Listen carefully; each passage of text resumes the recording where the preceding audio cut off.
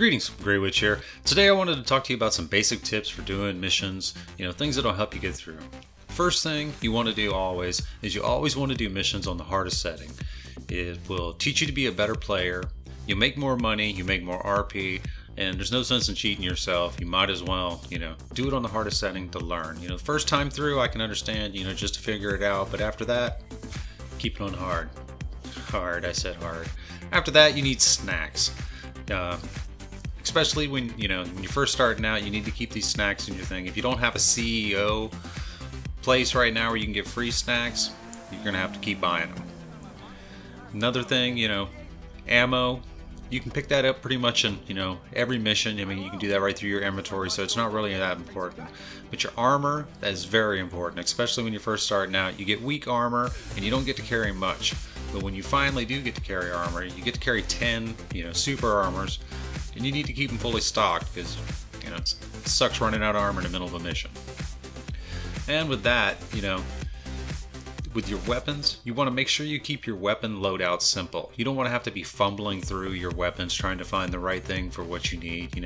If you have the CEO place, ditch some of your weapons, do the custom loadout. It's worth it.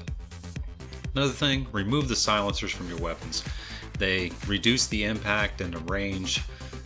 Unless you're doing heists, you really don't need silencers, so just take them off. It's a waste of time, and you really don't need them for any of the missions that you do from any of the contact missions. Unless when you get to the point where you just want to try to be the hitman guy, I can understand that, but until then, take them off. Another thing, don't waste ammo. Ammo in this game is expensive, and you will go through a lot of it in a mission, and if you waste ammo, you might as well not even be doing the mission. So you want to do controlled, simple, short bursts like this. Just a couple, quickly pull the trigger and let go. Because once you go full auto, you just start, the gun's recoil just starts jerking the gun around, and most of the, this weapon's not too bad. Because for this distance, that's probably, pretty good. You probably get a good center mass, a couple headshots, probably. But if you're using the combat MG, you see, a couple of shots like that, they hit center mass.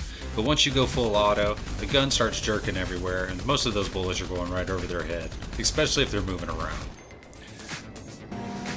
Another thing, you want to have the right vehicle for the mission you're doing.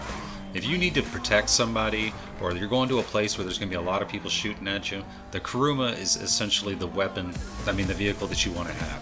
It can take all the gunfire. It can't take explosions, but if people are shooting at you, this is the vehicle you want to have. It's pretty speedy, it's definitely worth the money to own. The second vehicle you want to own for just brute force is the Insurgent.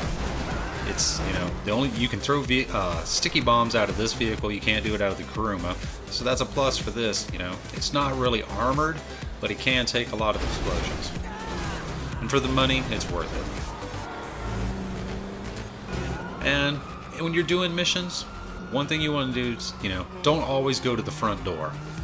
It's set up for you to fail that way. Either pretty much every time you go into the mission, if you go to the where they want you to go, it's pretty much a funnel to get you killed. And with that being said, you always want to have an exit. And if you have a mission where you're doing with cops, once you get 3 stars, getting away from helicopters can be a pain in the butt. So what you want to do is you want to have access to a tunnel, good place under bridges, stuff like that, where you can lose those stars. And finally, I know I sound like some kind of weird helicopter pimp, but buying a buzzard is really essential for the person who does solo missions.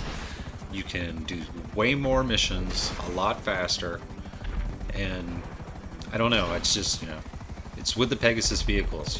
Whatever vehicle it is that suits your needs is really, the final upgrade that you need to do after upgrading your weapons, which is another big thing. I mean, don't keep your weapons simple. Put the grips on them, add the scopes, silencers, keep those away from you. You don't want the silencers on there, but everything else, go for it.